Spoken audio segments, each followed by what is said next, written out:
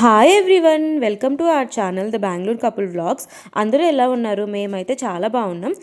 ఈ వ్లాగ్లో మేము బెంగళూరు నుంచి పాండిచ్చేరి ఎలా వెళ్ళాము, అక్కడ స్టే ఎక్కడున్నాము, లోకల్ ట్రాన్స్పోర్ట్ అండ్ మా డే 1 ఎలా అయింది పాండిచ్చేరిలో, ఆ డీటెయిల్స్ అన్నీ నేను కాదు భార్గవ్ షేర్ చేస్తారు. సో వీడియో ఎండ్ వరకు చూసి మీకు ఈ వీడియో నచ్చితే ప్లీజ్ లైక్ చేయండి and please subscribe to our channel.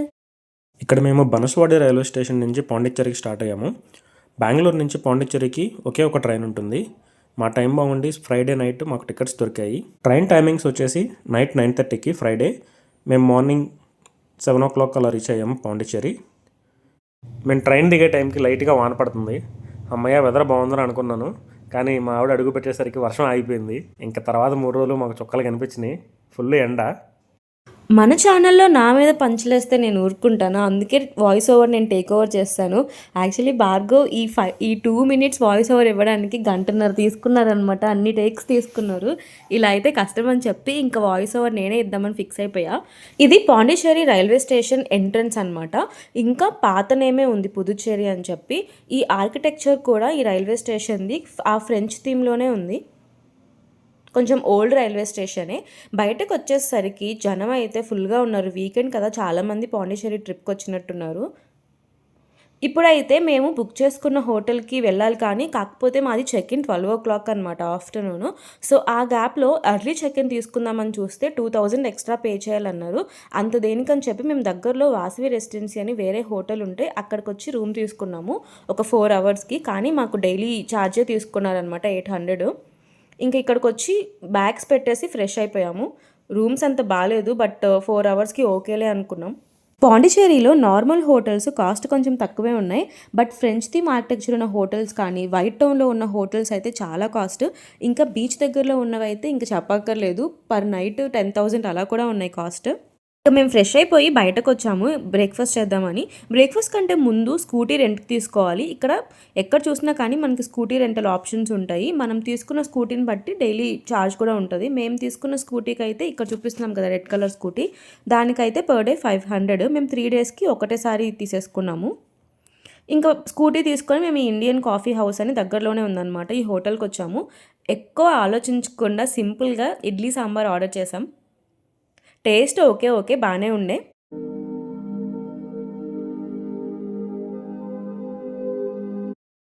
ఇంకా స్కూటీ రెంట్ తీసుకొని మళ్ళీ బ్రేక్ఫాస్ట్ చేసి మేము రూమ్ తీసుకున్న హోటల్ దగ్గరికి అయితే వచ్చేసాము. ఇంక ఇక్కడ బ్యాగ్స్ సర్దేసుకొని మేము యాక్చువల్గా బుక్ చేసుకున్న హోటల్ ఉంది కదా, అక్కడికైతే స్టార్ట్ అయిపోయాము. ఇక్కడ నుంచి మేము బుక్ చేసుకున్న హోటల్కి జస్ట్ ఒక 5 minutes, ఒక 1.5 kilometers ఉంది అంతే. బెల్ అబ్రీ కలోనియల్ లివింగ్, ఇదే మేము బుక్ చేసుకున్న హోటల్. ఇది cafe come restaurant come hotel అనమాట. ఇక్కడ ఓవరాల్ 5 rooms ఉన్నాయి. నేను ఈ హోటల్లో మేము తీసుకున్న రూమ్ టూర్ షార్ట్స్లో అప్లోడ్ చేశాను. ఆ షార్ట్ లింక్ డిస్క్రిప్షన్లో ఇస్తా, ఎవరైనా చూడండి వాళ్ళు చూసేయండి.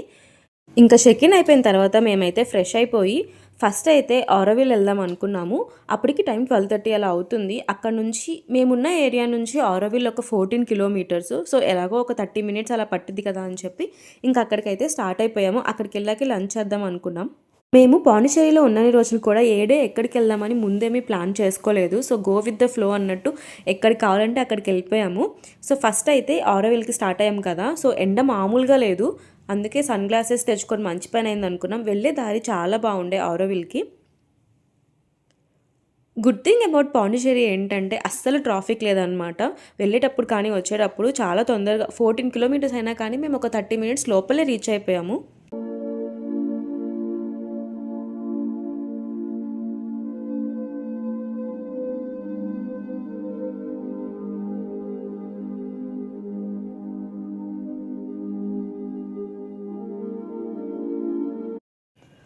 ఇది ఆరోవిల్ ఎంట్రన్స్ బయట అనమాట. చాలా షాప్స్ ఉన్నాయి ఇక్కడ, హ్యాండీక్రాఫ్ట్ షాప్స్. ఇంకా మేము స్కూటీ పార్క్ చేసేసి ఫస్ట్ ఏమన్నా లంచ్ చేసి తర్వాత లోపలికి వెళ్దాం అనుకున్నాము. ఎంట్రీ గేట్కి ఆపోజిట్లోనే ఈ పార్కింగ్ కెఫే ఉండే, ఇంకా అక్కడే లంచ్ చేసాము.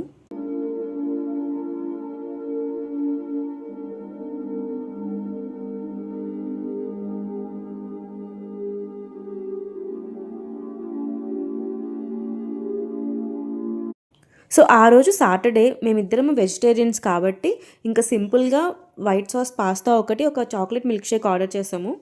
భార్గవ్ ఒక వీగన్ చాక్లెట్ కేక్ కూడా తీసుకున్నారు. అన్నీ టేస్ట్ బాగానే ఉన్నాయి. ఇంకా లంచ్ ఫినిష్ చేసి మేమైతే ఆరోవిల్ ఆ ఏరియా మొత్తం ఎక్స్ప్లోర్ చేయడానికి వచ్చాము. పార్కింగ్ దగ్గర నుంచి ఇట్లా నడుస్తూ వెళ్తూ ఉంటే మధ్యలో షాప్స్ వస్తూ ఉన్నాయి. ఫస్ట్ అయితే మనకి ఈ షాప్ వస్తుందన్నమాట. సెంటెడ్ క్యాండిల్స్, అగరబత్తులు, ఇంకా కొన్ని టీ పౌడర్స్ అలా చాలానే ఉన్నాయి ఇక్కడ. కానీ ఇక్కడ ఏ షాప్లో అయినా సరే ఈ ఆరోవిల్ లోపల చాలా కాస్ట్లీ అనమాట. మనకి ఇంకా బయట ఉన్నాయి కదా షాప్స్ ఎంట్రీ గేట్ దగ్గర, అక్కడ కొంచెం కాస్ట్ తక్కువే ఉన్నాయి. బట్ లోపల మాత్రం చాలా కాస్ట్లీ. ఎంట్రీలోనే ఒక చిన్న ఫుడ్ కోర్ట్ ఉందన్నమాట. అక్కడ మేము సుగంధ తీసుకున్నాము ఆ వేడికి తట్టుకోలేక.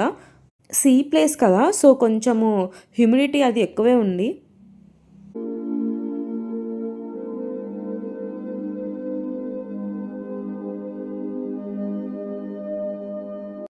ఇంకా మళ్ళీ మేము నడవడం కంటిన్యూ చేసాము. దారిలో వెళ్తుంటే మధ్య మధ్యలో ఇలా బ్యానర్స్ కనిపిస్తే వాటిలో ఆరోవిల్ హిస్టరీ ఆ ఇన్ఫర్మేషన్ అంతా ఉంటుంది.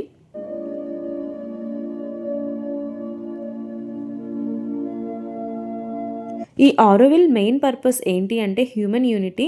సో ఇక్కడ రేసిజం కానీ, గవర్నమెంట్ రూల్స్, పాలిటిక్స్, నేషనాలిటీ అలా ఏమీ కన్సిడర్ చేయరు. మనుషులంతా ఒక్కటే అనేది దీని కాన్సెప్ట్ అనమాట. సో ఇక్కడ అంతా కూడా ఆ ఇన్ఫర్మేషనే ఉంటుంది. అలా కొంచెం దూరం నడిచాక మనం ఈ విజిటర్ సెంటర్ దగ్గరికి వస్తాము. ఇక్కడ ఒక చిన్న మ్యూజియంలా ఉంది. లోపల కూడా అంతే సేమ్ ఆరోవిల్ హిస్టరీ అంతా ఉంటుంది. అండ్ ఈ విజిటర్ సెంటర్ చుట్టూ కూడా చాలా షాప్స్, బొటిక్స్, ఇంకా ఒక ఫుడ్ కెఫేస్ చాలానే ఉన్నాయి. ఇక్కడ మీకు రౌండ్గా ఒక 3D పిక్చర్ కనిపిస్తుంది కదా, అది మాత్రి మందిర్ పిక్చర్ అనమాట. ఇక్కడ నుంచి మనం ఈ విజిటర్ సెంటర్ నుంచి ఒక 1.5 కిలోమీటర్స్ నడిస్తే ఇది ఉన్న ప్లేస్కి వెళ్ళొచ్చు. అక్కడ మాతృ మందిర్ చుట్టూ మొత్తం తిరగొచ్చు, కానీ లోపలికి ఎంట్రీ మాత్రం ముందుగానే టికెట్స్ బుక్ చేసుకోవాలి. మేము ఆ టికెట్స్ ముందు బుక్ చేయలేదు, సో అందుకని ఇంకా అక్కడికి వెళ్ళలేదు. ఈ విజిటర్స్ సెంటర్ చుట్టూనే చాలా షాప్స్ ఉన్నాయి కదా, అవే ఎక్స్ప్లోర్ చేసాము. ఇక్కడ మీకు ఒక కౌంటర్ కనిపిస్తుంది కదా, అక్కడ మనకి ఏదైనా ఇన్ఫర్మేషన్ కావాలంటే వెళ్ళి కనుక్కోవచ్చు. ఎందుకంటే ఇక్కడ చాలా వర్క్ షాప్స్ అవి అవుతూ ఉంటాయి, పెయింటింగ్స్ కానీ ఆర్ట్స్కి రిలేటెడ్. సో వాటి ఇన్ఫర్మేషన్ కనుక్కోవచ్చు. ప్లస్ ఎవరైనా ఓల్డ్ పీపుల్ ఉంటే వాళ్ళకి ఇక్కడ నుంచి మాతృ మందిర్ దగ్గరికి బస్సెస్ ఉంటాయి అన్నమాట. సో వాటికి టికెట్స్ ఇస్తారు.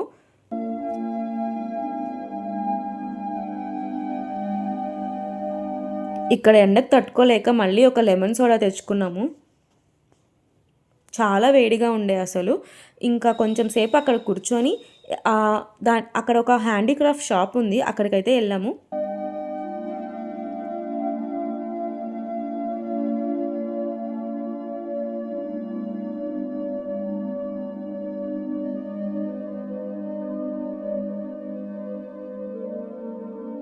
వేస్ట్ మెటీరియల్స్తో కొన్ని యూస్ఫుల్ ఐటమ్స్ క్రియేట్ చేసి వాటిని ఇక్కడ అమ్ముతున్నారనమాట. ఇక్కడ సీసా క్యాప్స్, ఇంకా కూల్ డ్రింక్ బాటిల్ క్యాప్స్ ఉంటాయి కదా, సో వాటిని ఫ్రిడ్జ్ మ్యాగ్నెట్స్లా డిజైన్ చేశారు.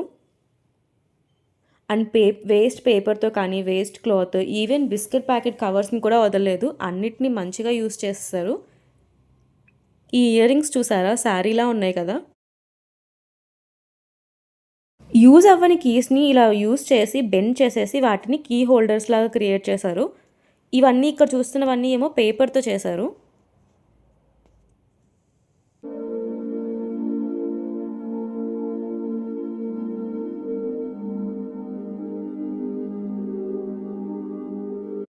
అండ్ రేడియోలో పెట్టే క్యాసెట్స్ ఉంటాయి కదా, వాటితో పెన్ హోల్డర్స్ లాగా క్రియేట్ చేశారు. ఇంకా jeans cloth, normal cloth use చేసి హెయిర్ బ్యాండ్స్, పర్సెస్, బ్యాగ్స్ చాలానే క్రియేట్ చేశారు. అన్నీ కూడా చాలా అంటే చాలా ఎక్స్పెన్సివ్ ఇక్కడ.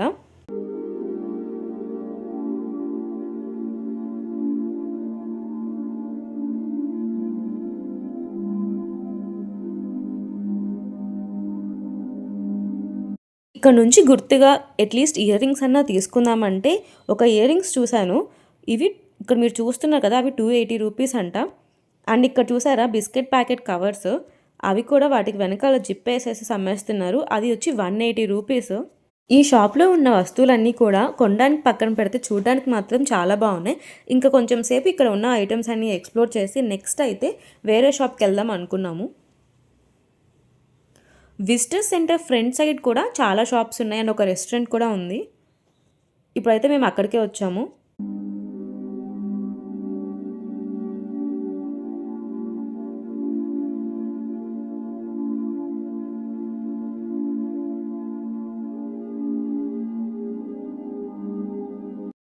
ఇంత ఎండలో కూడా ఇక్కడ ఒక పిల్లి ఎంత ప్రశాంతంగా నిద్రపోతుందో. ఇక్కడ రైట్ సైడ్లో కొన్ని బొటీక్స్ ఉన్నాయి. ఇప్పుడు మేము ఒక బొటీక్లోకి వెళ్ళి అక్కడ ఏమేమి ఉన్నాయో మీకు చూపిస్తాను. ఇప్పుడైతే మేము ఈ బొటీక్లోకి వెళ్తున్నాము. లా బొటిక్ ది ఆరోవిల్ దాని పేరైతే. ఇక్కడ ఒరిజినల్ ఆరోవిల్ హ్యాండీక్రాఫ్ట్స్ అన్నీ ఉంటాయంట. బట్ కాస్ట్ అయితే మాత్రం అసలు చాలా అంటే చాలా ఎక్కువ. లోపల వీడియో తీయొచ్చో లేదో అని చెప్పి వాళ్ళకి తెలియకుండా ఎలానో కొంచెం మేనేజ్ చేసాము.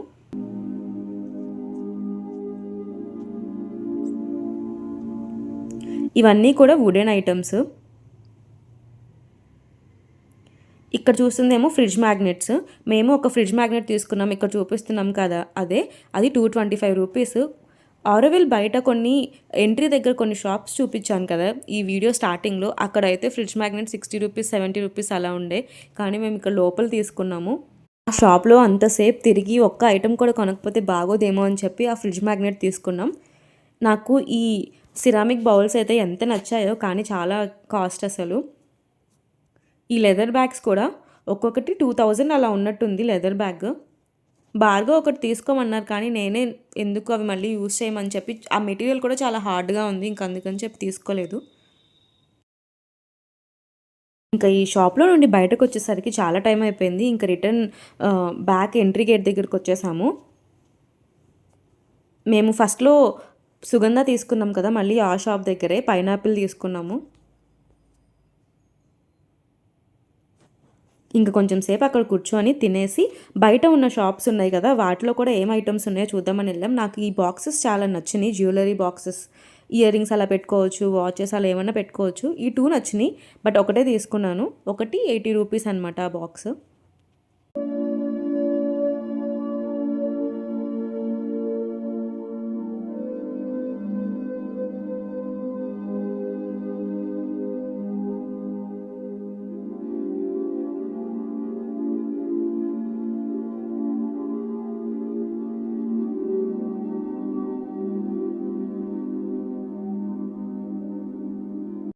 ఇక్కడ బయట ఉన్న షాప్స్ అన్నిట్లో కూడా ఆల్మోస్ట్ ఉన్న ఐటమ్స్ సిమిలరే. ఇంకా మేము ఒక షాప్లోనే అన్నీ చూసి ఇంకా ఒక కొబ్బరి బోండం తాగి మేమున్న హోటల్కి బయలుదేరిపోయాము.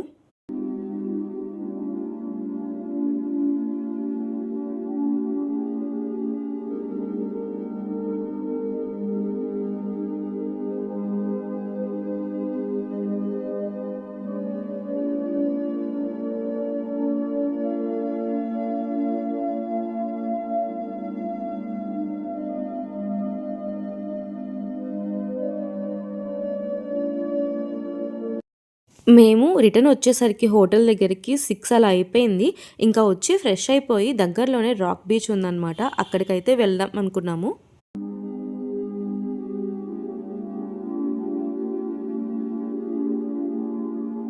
రాక్ బీచ్ దగ్గర ఇలాగ షాప్స్ చాలా ఉన్నాయి.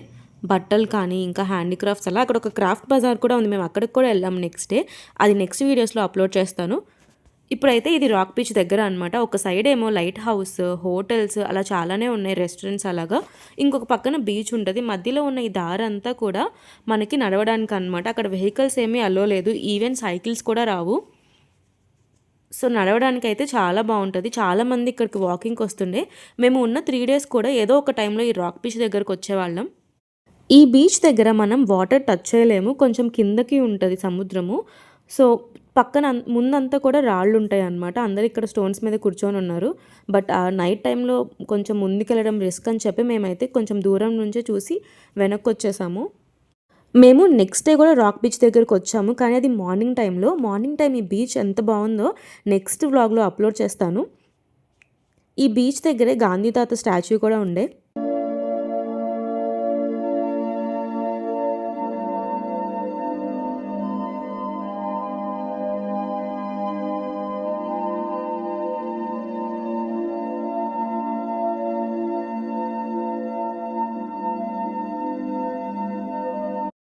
అలా బీచ్ దగ్గర నడుస్తూ వెళ్తుంటే జిఎస్టీ భవన్ కూడా కనిపించింది. బీచ్కి ఆపోజిట్లోనే జిఎస్టీ భవన్ కూడా ఉంది. బయట నుండి చూడడానికి ఎంత బాగుందో ఈ ఆఫీస్ అయితే. ఇది గవర్నమెంట్ ఆఫీస్ కదా, కానీ చూడడానికి అలానే అనిపించలేదు. అలా కొంచెం దూరం ముందుకు నడుచుకుంటూ వస్తే ఒక కెఫే వచ్చింది. ఇంకా అక్కడ డిన్నర్ చేద్దాం అనుకున్నాం. డిన్నర్లోకి ఇంకా సాటర్డే వెజిటేరియన్స్మే కాబట్టి సో ఒక veg burger and samosa order చేసాము.